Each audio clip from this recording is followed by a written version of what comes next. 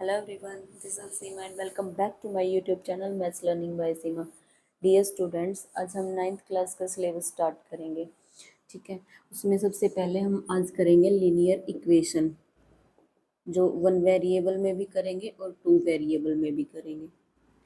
ठीक है, अब हम 9th क्लास की एक सीरीज स्टार्ट करेंगे। सबसे पहले हमें जानना होगा कि इक्वेशन क्या होती है। ठीक है, इक्वेशन हमारी एक स्टेटमेंट होती है जिसमें दो अलजेब्रिक एक्सप्रेशन होती हैं। ठीक है, देखो अब मैं बात करूँ, सबसे पहले मैं बात करती हूँ कि एक होता है हमारे पास एक्सप्रेशन और एक होता है इक्वेशन। ठीक है, इन दोनों में फ़र्क क्या होता है? इनमें थोड़ा सा फ़र्क होता है। एक्सप्रेशन तो क्या होती है, जैसे मैंने कहा 2x + 5, ये होगी मेरी एक्सप्रेशन। ठीक है, इसी को मैं अगर ये लिख दूँ 2x + 5 = 0, ये बन गई हमारी इक्वेशन। इक्वेशन में क्या आएगा, जो एक्सप्रेशन होती है उनकी इक्वेलिटी जो होती है वो हमारी इक्वेशन होती है। ठीक है, और इसके अंदर एक वेरिएबल भी हो सकता है, दो वेरिएबल भी हो सकते हैं। ये भी हो सकता था 2x + y = 5। ठीक है, दो ये हमारे हैं वेरिएबल, दो वेरिएबल भी हो सकते हैं, एक वेरिएबल हो सकता है इक्वेशन में। ठीक है, जरूरी नहीं दो, 1 और मोर, एक से ज़्यादा कितने भी वेरिएबल हो सकते हैं, वो हमारी होती है इक्वेशन। ठीक है, अब देखो लीनियर इक्वेशन क्या होती है। लीनियर इक्वेशन होती है जिसमें जो वेरिएबल होता है हमारा, उसकी हाईएस्ट जो डिग्री होती है वो 1 हो। ठीक है, जैसे मैं कह दूं कि x + 5, ये है मेरी लीनियर इक्वेशन। अब मैं कह दूं x² + 2x + 3 = 0, इसमें जो हमारा ये वेरिएबल है इसकी पावर कितनी है, 2। ठीक है, ये जो डिग्री है 2, और हमें लीनियर इक्वेशन में चाहिए क्या, कि जो हमारी ये डिग्री होती है ये 1 होती है, यानी कि लीनियर पोलिनोमियल। ठीक है, अब देखो, वैसे तो एक एग्जांपल बताती हूँ आपको। x/1x, ये दिखने में तो आपको ये लग रहा है कि दोनों की तो डिग्री 1 है। ठीक है, इसका मतलब ये लीनियर इक्वेशन है, लेकिन नहीं, ये लीनियर इक्वेशन नहीं है। देखो 1 + 1/x, इसका एलसीएम लिया, हमारे पास आया x। क्रॉस मल्टीप्लीकेशन करवाओ, x² + 1 = 0। ठीक है, x² + 1 = x को इस साइड लेके जाएंगे, 0 से मल्टीप्लाई करवाएंगे 0। अब देखो, जो हमारा वेरिएबल था उसकी डिग्री कितनी है, उसकी डिग्री तो 2 है, इसका मतलब तो ये लीनियर इक्वेशन नहीं है। और यहाँ से देखने से देखो लग रहा है कि लीनियर इक्वेशन है। ठीक है, तो ये आएगा लीनियर इक्वेशन के लिए हमेशा ना ही तो आपका मल्टीप्लाई में कुछ होना चाहिए, ना डिवाइड में कुछ होना चाहिए। ठीक है, और ना ही आपका इन्वर्स में होना चाहिए, और रूट वगैरह में भी नहीं होना चाहिए। ठीक है, अगर ऐसा कुछ है जहाँ रूट है तो वहाँ स्क्वेयर करके देख लो। ठीक है, -1 है तो नीचे ले जाके देख लो। अब मैंने ये नीचे लेके गई मैं इसको। ठीक है, वैसे ये हो सकती थी 1/, ये होता अगर आपके पास। जरूरी नहीं है कि आपका इनवर्स में आ गया या फिर डिवाइड में आ गया तो इसका मतलब है ही नहीं। नहीं, देखो इसका एलसीएम लेके देखो, ये आ गया हमारे पास x। ठीक है, ये आया x + 1 = 0। x को इस साइड लेके जाएंगे, x + 1 = 0। जो हमारा वेरिएबल है उसकी डिग्री कितनी है, 1। इसका मतलब क्या है, ये जो है हमारी, ये है लीनियर इक्वेशन। ठीक है, फर्क समझ में आया। सबसे पहले हमने किया कि एक्सप्रेशन और इक्वेशन में डिफरेंस क्या होता है, कि जो इक्वेलिटी वाली होती है वो इक्वेशन होती है, और जो बिना इक्वेलिटी की होती है वो हमारी एक्सप्रेशन होती है। ठीक है, उसके बाद हमने क्या किया कि लीनियर इक्वेशन क्या होती है। लीनियर इक्वेशन वो होती है जिसकी डिग्री होती है 1, और इक्वेशन में 1 वेरिएबल भी हो सकता है, 2 वेरिएबल भी हो सकते हैं। ठीक है, ये थी हमारी इक्वेशन, तो ये होगी हमारी 2 वेरिएबल वाली, लेकिन ये हमारी लीनियर इक्वेशन नहीं होगी। क्यों? क्योंकि इसकी जो डिग्री है वो 2 है। लीनियर इक्वेशन के लिए हमें 1 डिग्री चाहिए होती है। ठीक है, आई लीनियर इक्वेशन समझ में। अब होती है हमारे पास कि लीनियर इक्वेशन जो होती है उसका सॉल्यूशन क्या होता है, 1 वेरिएबल की भी और 2 वेरिएबल की। जरूरी नहीं है एक्स। अब मैं एक एग्जांपल लेती हूँ, t + 5 = 0, this is also linear equation. Variable कुछ भी हो सकता है, मतलब कुछ भी अल्फ़ाबेट हो सकता है हमारा, हम t लें, r लें, s लें, कुछ भी ले सकते हैं। ठीक है, लेकिन ये जो पावर है ना, ये हमारी 1 होनी चाहिए। ये 2 आते ही हमारे पास लीनियर इक्वेशन नहीं रहेगी।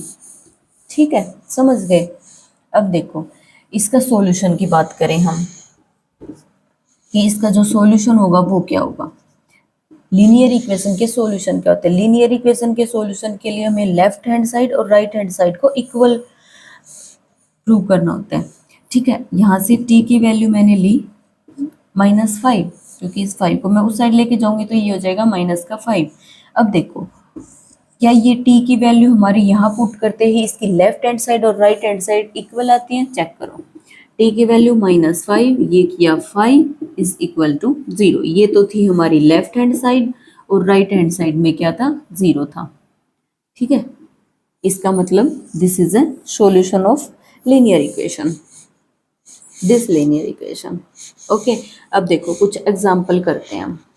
अब हम करेंगे लीनियर इक्वेशन की कुछ प्रॉपर्टीज। ठीक है, इसकी 4 प्रॉपर्टीज होती हैं। देखो कौन कौन सी होती हैं, एक एग्जाम्पल के थ्रू बताती हूँ मैं, आपको अच्छे से समझ में आएगा। 3x + 6 is equal to 9। ठीक है, ये ले लिया। अब देखो इसकी जो प्रॉपर्टीज क्या क्या होती हैं, कि हम हमारी ये जो इक्वेशन है इसमें हम यहाँ ऐड कुछ भी कर सकते हैं, वही सेम नंबर हम यहाँ ऐड कर सकते हैं, तो हमारी इसके सॉल्यूशन में कोई भी फर्क नहीं आएगा। ठीक है, ऐसे ही हम यहाँ पे भी कुछ भी सब्ट्रैक्ट कर सकते हैं, कुछ भी मल्टीप्लाई करवा सकते हैं दोनों साइड सेम नंबर से। ठीक है, कुछ भी नंबर डिवाइड करा सकते हैं, लेकिन डिवाइड में हमें ध्यान रखना होता है कि 0 नहीं होनी चाहिए। यानी कि ये नहीं कह सकते कि हम यहाँ पे भी 0 से डिवाइड करवाएं, यहाँ पे भी 0 से डिवाइड करवाएं। ठीक है, मैं कह दूँ यहाँ पे 0 से, यहाँ भी 0 से, तो ये तो हमारा इन्फिनिटी हो गया, ये तो नंबर डिफाइंड ही नहीं है। ठीक है, ध्यान क्या रखना है कि यहाँ जो डिवाइड जिस नंबर से करवाएं वो नंबर हमारा 0 नहीं होना चाहिए। ठीक है, क्या बनी प्रॉपर्टी कि हम सेम नंबर को दोनों साइड ऐड करवा सकते हैं, सेम नंबर को दोनों साइड सब्ट्रैक्ट करवा सकते हैं, मल्टीप्लाई करवा सकते हैं और डिवाइड भी करवा सकते हैं, लेकिन डिवाइड करवाते वक्त वो नंबर 0 नहीं होना चाहिए। ठीक है, अब देखो, और हाँ एक प्रॉपर्टी और भी होती है कि हम साइन चेंज भी कर सकते हैं। हम यहाँ से यहाँ भी साइन ले जा सकते हैं और यहाँ से यहाँ भी ले जा सकते हैं। इस साइड से इस साइड आएंगे तो इसका साइन चेंज हो के आएगा, इसको उस साइड लेके जाएंगे तो इसका तो साइन चेंज हो जाएगा। देखो कैसे, देखो ये है हमारे पास 3x + 6। एक तो क्या है कि मैं कहूँ कि यहाँ भी मैं -6 कर रही हूँ और यहाँ भी मैं -6 कर रही हूँ, प्रॉपर्टी यूज हुई हमारी, बिल्कुल ठीक है। यहाँ से क्या आ जाएगा? 3x is equal to 3x आ जाएगा 1। ये है हमारा सॉल्यूशन। ठीक है, अब देखो इसी चीज़ को देखना आप, 3x + 6 इज इक्वल टू 9। ठीक है, अब देखो मैं कह रही हूँ कि इस साइड जाएगा तो निशान चेंज हो जाएगा। 3x इज इक्वल टू 9, और इस 6 को मैं लेके जाऊंगी यहाँ, तो यहाँ है ये प्लस, इस साइड जाएगा तो ये होगा -। 3x is equal to 3x is equal to 1।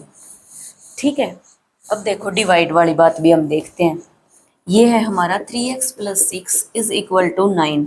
मैं कहूँ कि 3 को दोनों साइड डिवाइड करवा देती हूँ। डिवाइड करवाते वक्त एक ध्यान रखना है कि 0 नहीं होना चाहिए, तो 3 ले रही हूँ, 3 तो 0 नहीं है। ठीक है, 3 किया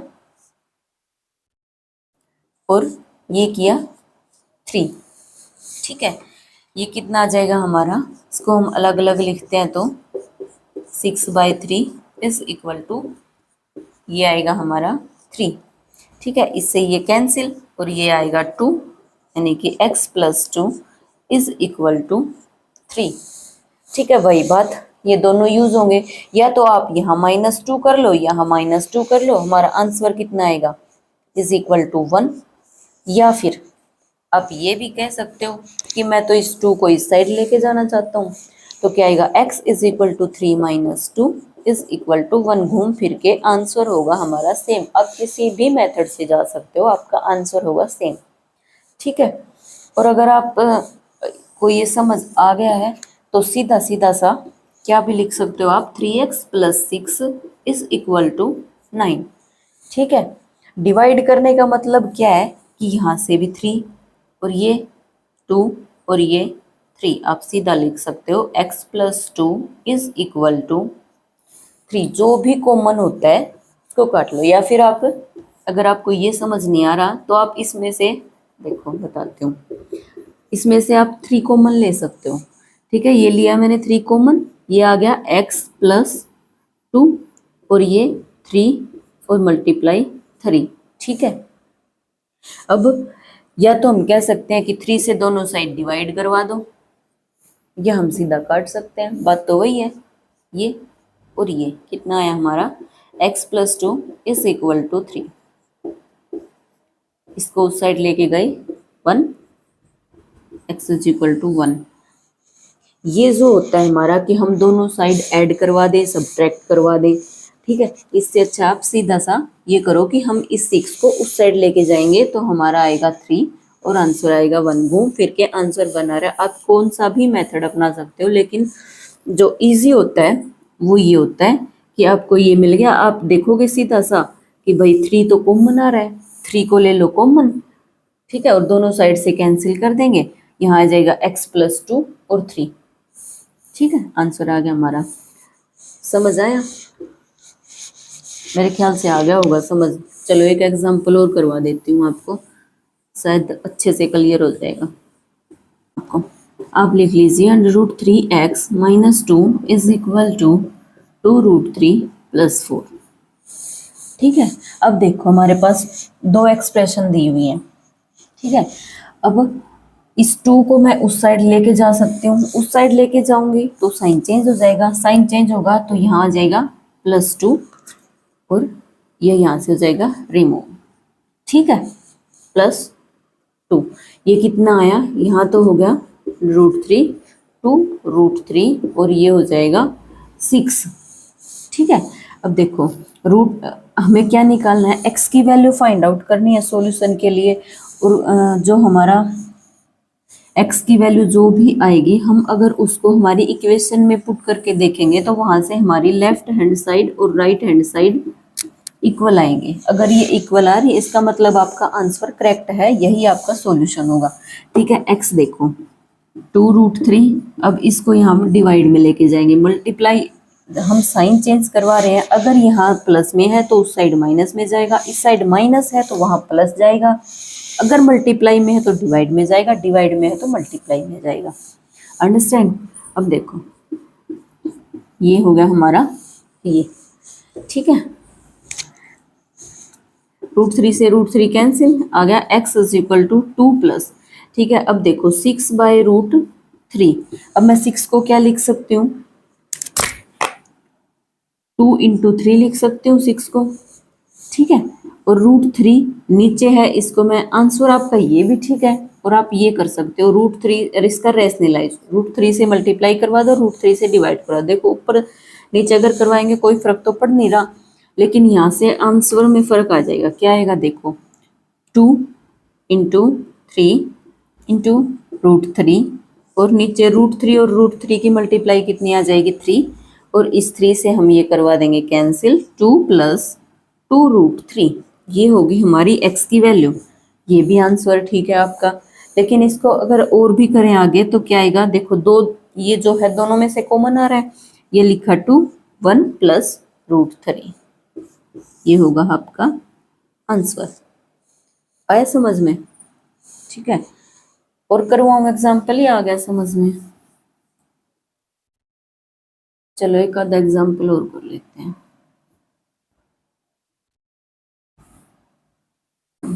ठीक है, शायद अच्छे से क्लियर हो जाएगा आपको। उसके बाद हम करेंगे लीनियर इक्वेशन इन 2 वेरिएबल। ये देखो ये है आपके पास। ठीक है, अब हमें पता है इस साइड अगर डिवाइड में है तो उस साइड जाएगा मल्टीप्लाई में, और इस साइड अगर डिवाइड में तो उस साइड जाएगा मल्टीप्लाई में।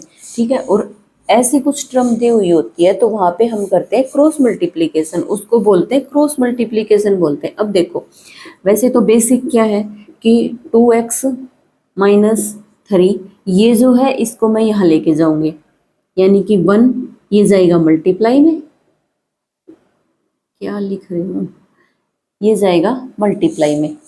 ठीक है, उसके बाद ये जो है हमारा ये आएगा इसके साथ मल्टीप्लाई में क्योंकि डिवाइड में है। ठीक है, बात हुई वही क्या कि इसको बोलते हैं क्रॉस मल्टीप्लिकेशन। इसकी मल्टीप्लाई करवा दो यहाँ, इसकी मल्टीप्लाई करवा दो यहाँ। ठीक है, सीधा कर लो। इसकी मल्टीप्लाई करवाओगे तो 7, ये आएगा 2x minus 3 is equal to x plus 5। इसकी 1 से मल्टीप्लाई इसकी 1 से मल्टीप्लाई करवाओगे सेम ही आएगा।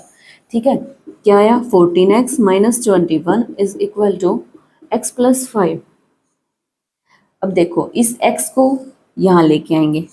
ठीक है, वैसे तो हम इसको वहाँ भी लेके जा सकते हैं, लेकिन वहाँ लेके जाएंगे तो माइनस में जाएगा। ये देखो -14, इसमें से ये घटाएंगे, एक में से -14 घटाओगे तो माइनस का आएगा। ऐसा क्यों करें हम? ठीक है, सिंपल रखने की कोशिश करेंगे। ये 14x माइनस x, ठीक है, ये माइनस है, इस साइड जाएगा, ये प्लस में चला जाएगा। ठीक है, ये कितना आएगा 5 प्लस 21। आया समझ में? ये जो टर्म है इसको उस साइड लेके गए, सॉरी ये जो टर्म है इसको इस साइड लेके आए तो ये आ जाएगा 14x माइनस x, इसको लेके गए उस साइड तो ये आ जाएगा 25 और 21, यानी कि 13x इज इक्वल टू 26 और x की वैल्यू आ गई हमारे पास 26/13 is equal to 2, x is equal to 2। ठीक है, अगर आपको ये जो क्वेश्चन होते हैं अगर आपको ऑप्शन गिवन है तो आप ऑप्शन से भी कर सकते हैं। ऑप्शन से कैसे करोगे? हमारे पास क्या था कि 2x minus 3 by x plus 5 is equal to 1/7। ठीक है, हमारे पास था आंसर 2, x की जगह पे 2 पुट करके देख लो। अगर लेफ्ट हैंड साइड और राइट हैंड साइड इक्वल आ रही है इसका मतलब आपका आंसर है सही। ये 2 इंटू 2 4 माइनस 3 और 2 प्लस 5 कितना है आंसर 1/7, और राइट हैंड साइड में भी 1/7, इसका मतलब हमारा आंसर बिल्कुल करेक्ट है। ठीक है, आज के लिए इतना ही स्टूडेंट्स। कल हम इसकी कुछ एप्लीकेशन पढ़ेंगे कि इसका यूज़ कहाँ कहाँ होता है, और हम 2 वेरिएबल्स में भी इसको पढ़ेंगे और उसकी भी कुछ एप्लीकेशन देखेंगे, और उसको 2 वेरिएबल्स को ग्राफ में कैसे ड्रॉ करते हैं वो भी पढ़ेंगे। अगर वीडियो अच्छी लगी हो तो लाइक करना, शेयर करना और कमेंट करना। कोई भी क्वेरी हो तो आप कमेंट में पूछ सकते हो, मैं पूरी कोशिश करूँगी आपके क्वेश्चंस का आंसर देने की। ठीक है, थैंक यू।